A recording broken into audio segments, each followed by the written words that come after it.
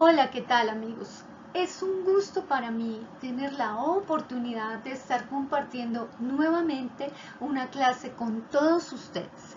A partir de hoy comenzaremos una nueva serie la cual hace parte de la Consejería Cristiana. El título de esta enseñanza es la autoestima y mediante esta temática estaremos viendo tópicos tales como ¿qué es la autoestima? La baja autoestima, hablemos de nuestro aspecto físico, la belleza en la Biblia, la influencia de la familia en nuestra estima y cómo sanar una estima dañada. Espero esta clase sea de mucha bendición para ustedes, ya que no solamente haremos una interpretación bíblica, sino que también la estaremos viendo desde el punto de vista psicológico. Sin más preámbulos, comencemos. Serie Consejería Cristiana. Esta es la clase número 32 de la serie Consejería Cristiana del Seminario Bíblico Reina Valera. La autoestima, clase basada en el Seminario Bíblico de Reina Valera, más conocimientos propios de la docente. El principal propósito de esta enseñanza es realizar un análisis a la luz de las escrituras y de la psicología sobre los rasgos de una estima sana versus una estima insana. Por otro lado, veremos cómo construimos nuestra personalidad y además quién es nuestro perfecto modelo de una personalidad sana. Podemos ver cómo a través de la historia hemos conocido a grandes hombres que han logrado hacer distintas proezas. Tal sea el caso de Platón, Napoleón Bonaparte, Sócrates, Aristóteles, Alejandro Magno, Julio César, Cristóbal Colón, entre otros. Pero bien, al analizar su vida, fueron personas que tenían algo en común, y esto era que tenían confianza en sí mismos. Es decir, no dependían de patrones de aprobación humana. Y es aquí donde es bueno hacernos una pregunta. ¿Será que yo, como criatura de Dios, creada a su perfecta imagen, necesito la aprobación de otros para hacer lo que ya Dios dijo que soy? Veamos por ejemplo lo que nos dicen las escrituras en Primera de Pedro, capítulo 2, versículo 9. Pero vosotros sois linaje escogido, real sacerdocio, nación santa, pueblo adquirido por Dios, a fin de que anunciéis las virtudes de aquel que os llamó de las tinieblas a su luz admirable. De acuerdo a este texto bíblico, Dios nos dice que nosotros somos de gran valor. Por lo tanto, es necesario que nos apropiemos de estas promesas y le creamos a la palabra de Dios que afirma el real valor de nosotros como personas. Podemos analizar también que, según los psicoanalistas, el comportamiento humano viene siendo algo impulsado por fuerzas del interior. Esto quiere decir que es algo muy imperceptible para nuestros sentidos.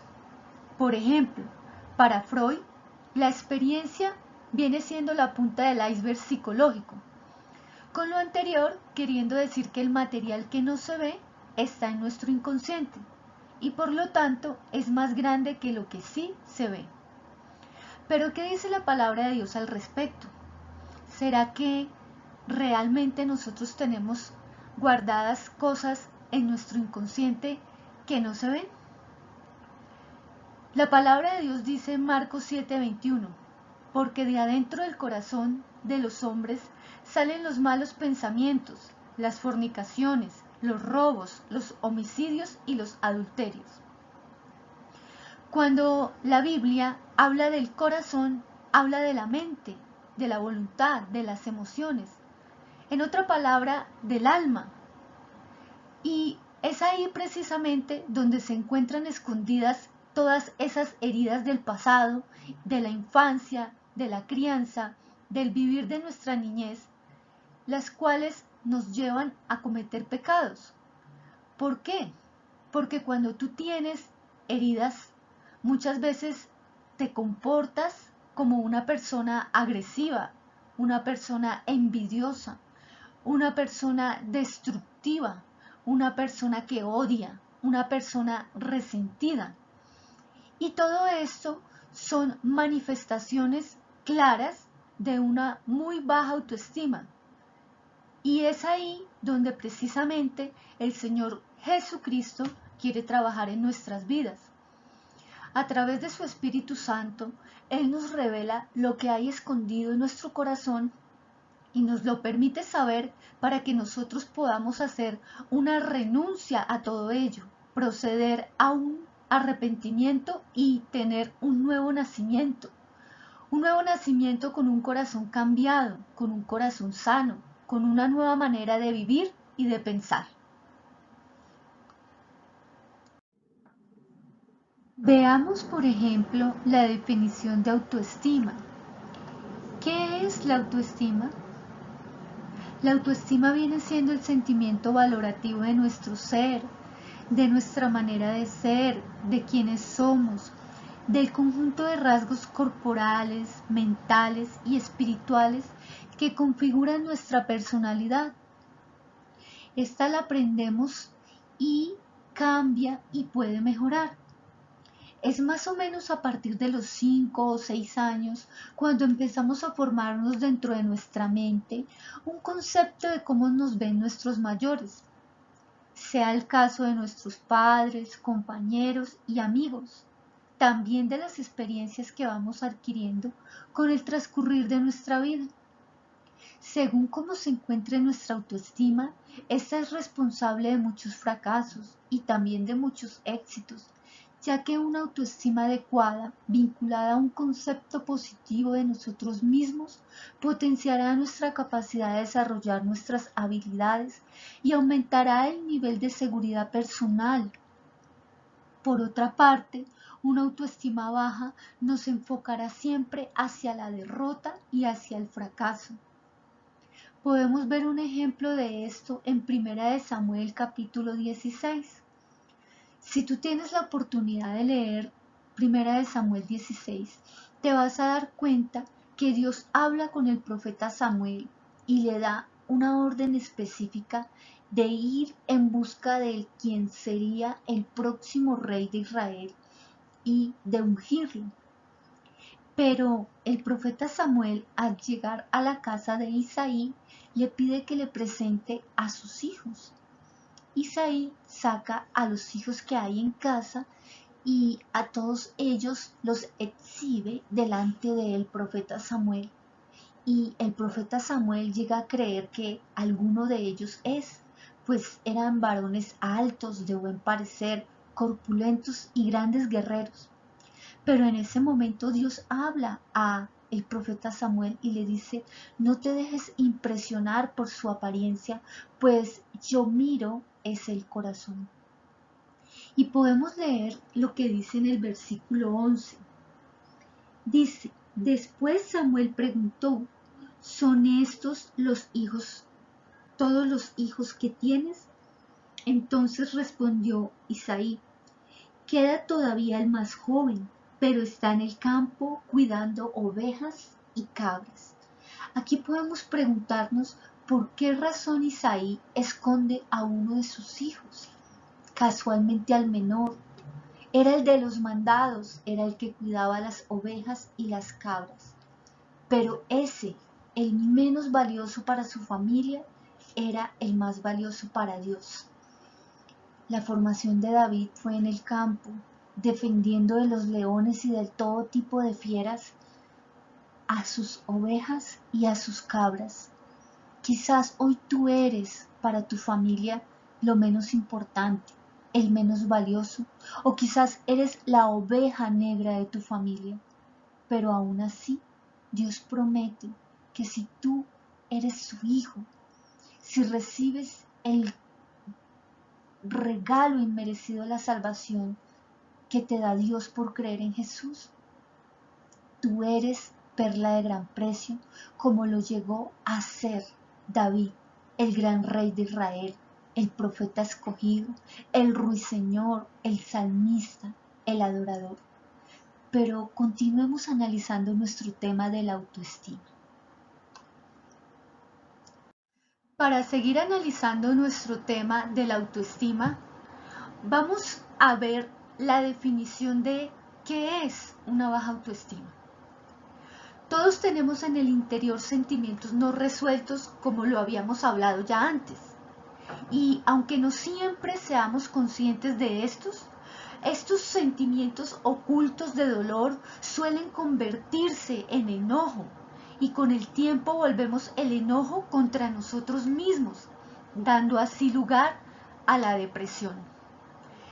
Estos sentimientos se pueden asumir de muchas formas.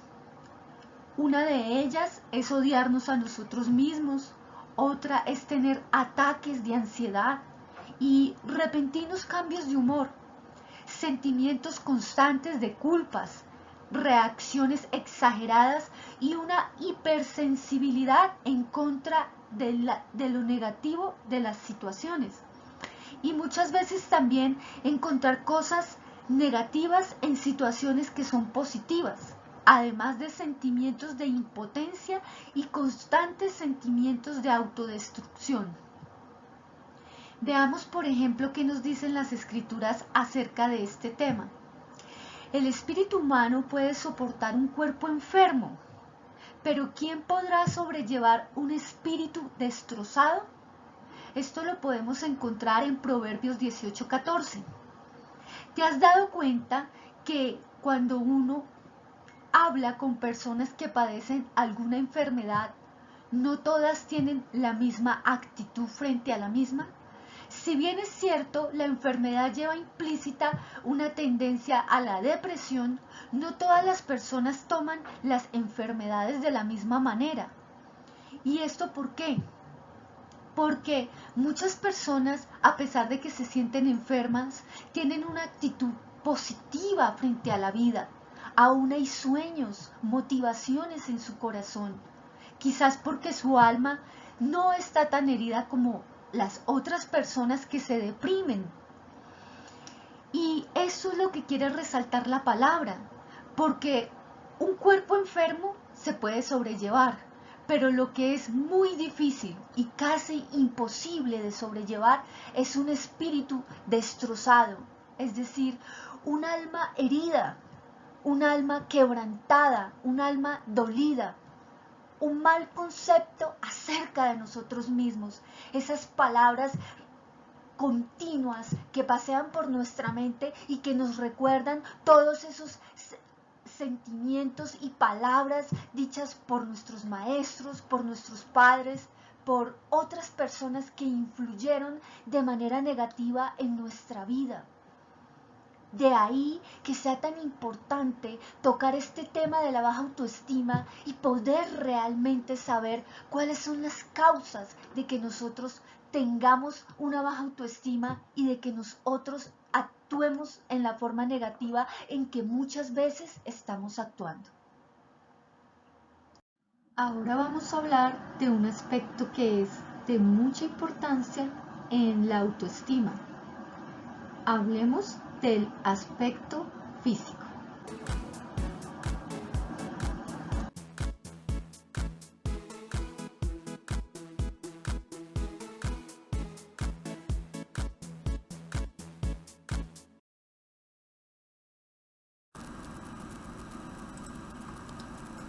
En este punto del aspecto físico es muy importante que analicemos a más a profundidad quiénes somos y qué concepto tenemos acerca de nosotros mismos, y muy especialmente nosotras las mujeres acerca de nosotras mismas.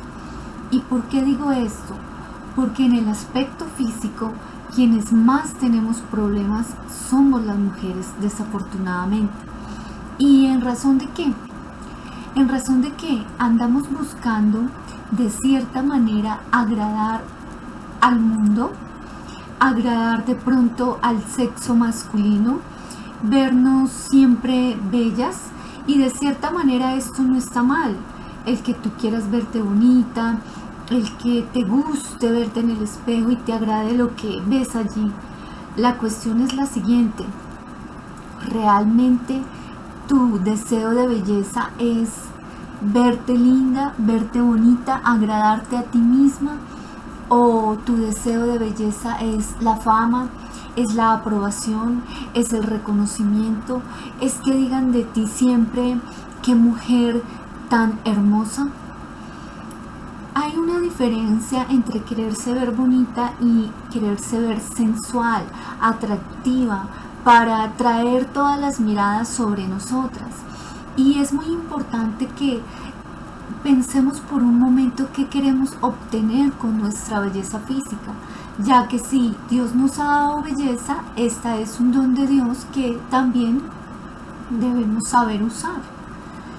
¿Sabías tú que muchas de las cosas que haces son producto de la falta de conocerte a ti misma en la forma en que Dios te ve? Examinemos, por ejemplo, los siguientes textos bíblicos.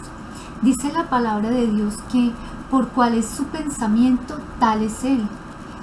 O cuál es su pensamiento en su corazón, tal es Él. Eso lo podemos encontrar en Proverbios 23, versículo 7. ¿A quién te quieres parecer, oh mujer que hoy me escuchas?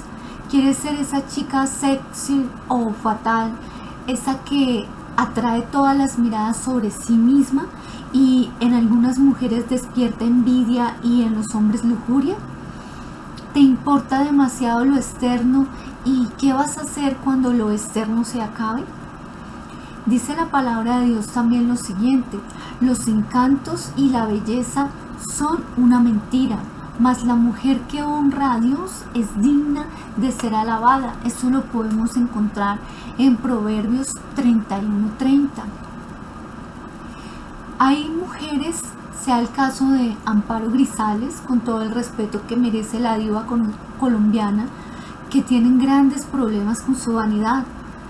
En una entrevista que le hicieron a ella con Diva Yesurún, ella afirmaba que a lo que más tenía miedo era envejecer, es decir, a perder su belleza física.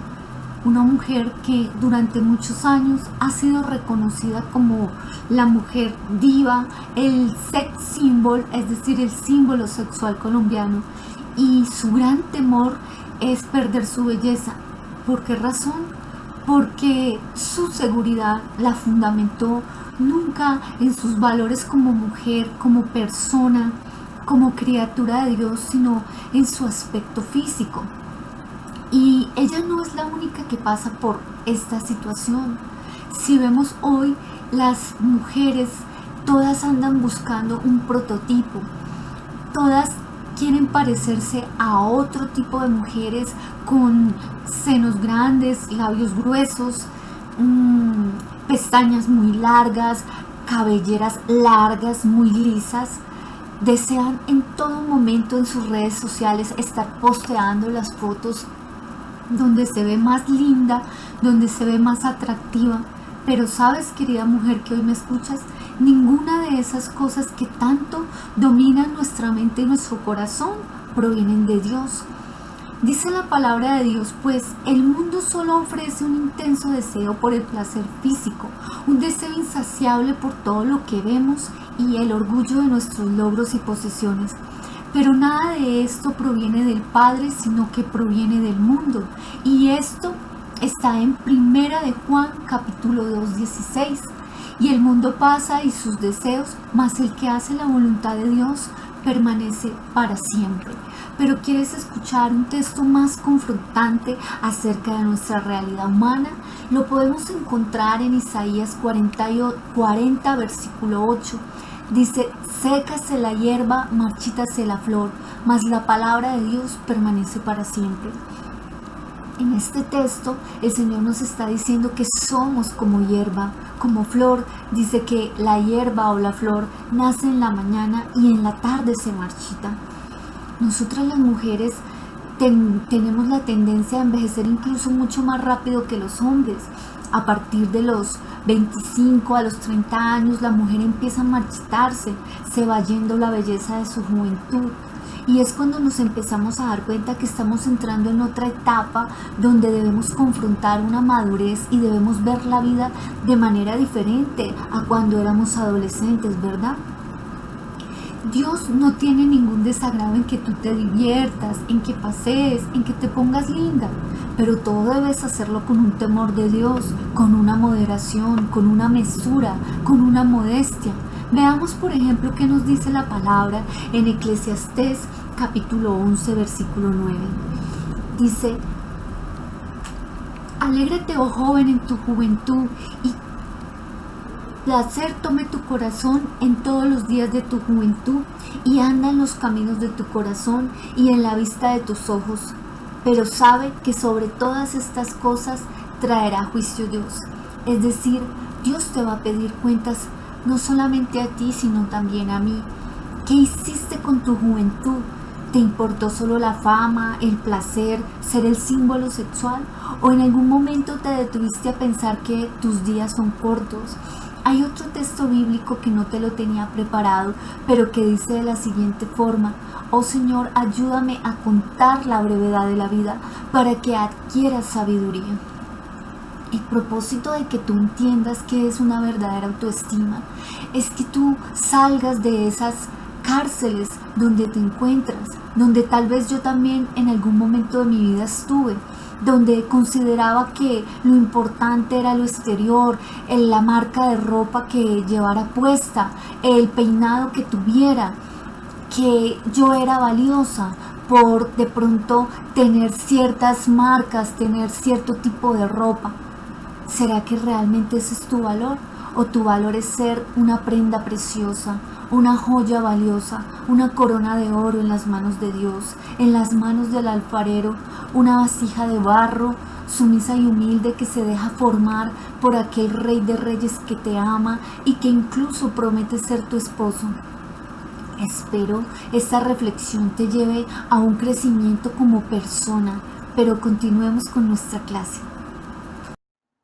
Habíamos dicho que nuestros adultos, llámense padres o maestros, son muy importantes en la construcción de nuestra autoestima. Dicho sea el caso, la familia hace parte de la formación de nuestra autoestima. La autoestima viene siendo también, además, aprender a querernos y a respetarnos. Viene siendo algo que se construye o reconstruye por dentro. Y esto también depende del ambiente familiar en el que estemos y de los estímulos que dicho ambiente nos brinda. En la violencia familiar, las víctimas y los victimarios son por lo regular personas que poseen muy baja autoestima, ya que por un lado la víctima es alguien al que maltratan sin que ésta pueda poner límites y no se da cuenta de que está siendo abusada. Por otro lado, los victimarios compensan lo inferior que se sienten maltratando y abusando, en este caso de un familiar, y por qué no decirlo, de sus propios hijos, de su propio cónyuge, de su propio esposo u esposa. Veamos, por ejemplo, lo que dice la palabra de Dios en Génesis capítulo 4, versículo 8. Y dijo Caín a su hermano Abel: salgamos al campo. Y aconteció que estando ellos en el campo, Caín se levantó contra su hermano Abel y lo mató. ¿Por qué mató Caín a Abel? Simplemente por una sencilla razón, porque Caín era un hombre envidioso. Él no pudo soportar que la ofrenda que ofreciera su hermano Abel a Dios fuera más agradable. Y desde ese momento se ensañó contra su hermano Abel y fue el primer homicida en el mundo. Cuando tú tienes envidia en tu corazón o alguien te envidia a ti, como lo hacía por ejemplo Saúl con David, estás bajo una cautividad, eres víctima y eres esclavo de un espíritu de homicidio, porque aquel, dice la palabra de Dios, que odia a su hermano es un homicida. Leamos Primera de Juan, capítulo 3, versículo 15. Dice, todo el que odia a un hermano en el fondo de su corazón es un asesino. Y ustedes saben que ningún asesino tiene la vida eterna en él. Dicho sea de paso, el Señor compara el odio hacia mi prójimo, hacia mi hermano, de igual gravedad a un asesinato. Porque antes del asesinato que viene, sentimientos tales como el odio y como la envidia. Es de ahí muy importante que tú sepas que necesitas sanar tu corazón mediante la preciosísima sangre de nuestro Señor y Salvador Jesucristo, el único que puede darte un corazón nuevo, un corazón alegre que va a hermosear tu rostro y te va a liberar de todas estas cautividades. Pero continuemos con nuestro tema. En este punto de nuestra clase hemos hablado de muchas razones por las cuales tenemos una estima dañada. Pero, ¿cómo podemos sanar la autoestima herida desde nuestra infancia? Para comenzar a ejercitarse en desaprender lo negativo que nos inculcaron y sanar a ese niño o a esa niña que quedaron escondidos y heridos en nosotros, podemos ir reemplazando las viejas ideas que construimos desde nuestra niñez por otras. Repetir estas afirmaciones con frecuencia es una manera de comunicarnos con nosotros mismos y de ayudarnos a adquirir seguridad y tener presentes nuestros derechos como hijos de Dios. Veamos los siguientes versículos bíblicos que nos ayudarán a reafirmar nuestra nueva identidad como hijos de Dios. Podemos ver el Salmo 27:10 que dice, aunque mi padre y aún mi madre me dejen, con todo Dios me recogerá. Escucha esto, aunque tu padre y tu madre te hayan dejado, rechazado, desamparado y abandonado, la promesa de Dios es que con todo Él te recogerá.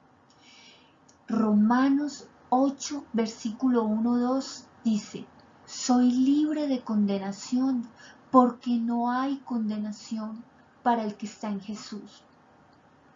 Cada vez que vengan pensamientos a tu mente de que eres la oveja negra de tu familia, de que eres el culpable, si ahora eres un hijo de Dios por medio de la sangre de Jesús, debes recordar lo que la palabra de Dios te dice. No hay ninguna condenación para el que está en Jesús. Romanos 8, versículo 31 al 34 dice, soy libre de condenación contra mí. También Romanos 8, 35, versículo 8 del 35 al 39 dice, nada me puede separar del amor de Dios. Nada, absolutamente nada de esta vida te puede separar del amor de Dios que es en Cristo Jesús. Pero si aún sientes que necesitas ser cambiado y transformado, Dios promete en Filipenses capítulo 1 versículo 6 lo siguiente, el que comenzó la buena obra en mí, la perfeccionará. Estos son unos de los versículos que puedes encontrar en las Escrituras que son promesas de las cuales tú puedes apropiarte cada vez que te acuerdes de las heridas de tu infancia y permitir que el poder sanador de Jesús con su Espíritu Santo inunden todo tu ser. ¿Quieres saber tú quién es nuestro modelo de una autoestima sana y equilibrada? Querido amigo y hermano que hoy me escuchas, tengo para decirte que no es otro más que Jesús de Nazaret, aquel que murió en la cruz por nuestros pecados.